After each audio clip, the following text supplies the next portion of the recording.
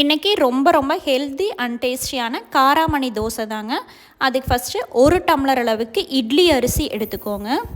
அது கூடவே 1/2 டம்ளர் அளவுக்கு நான் சிவப்பு காராமணி எடுத்திருக்கேன். நீங்கள் வெள்ளை காராமணி கூட எடுத்துக்கலாம்.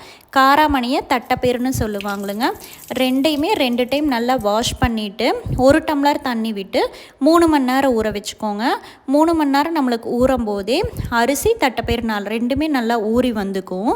டைரெக்டாக மிக்ஸி ஜாரில் சேர்த்து அரைச்சிக்கலாங்க. அது கூடவே 1/2 டேபிள் ஸ்பூன் சீரகம், காரத்துக்கு 1 வரமிளகாய், மாவுக்கு தேவையான அளவு உப்பு சேர்த்திட்டு ஒரு 5 நிமிஷம் போல் மிக்சியில் நீங்கள் அரைக்கும்போது நல்லா நைஸாக அரைச்சி வந்துடுங்க. ஊற வச்ச தண்ணியே சேர்த்து அரைச்சிக்கோங்க. மாவு தோசை மாவு கன்சிஸ்டன்சிக்கு நீங்கள் கரைச்சிட்டு அரைச்சதையுமே அப்போவே நம்ம தோசை ஊற்றிக்கலாங்க. மாவு புளிக்க வைக்க வேண்டியதில்லை. நல்லா ரோஸ்ட் மாதிரி சூப்பராக வருங்க. 1/2 டேபிள் ஸ்பூன் எண்ணெய் விட்டு மூடி வச்சு வேக வைக்கும்போது ரொம்ப டேஸ்டி அண்ட் ஹெல்த்தியான தோசை ரெடிங்க.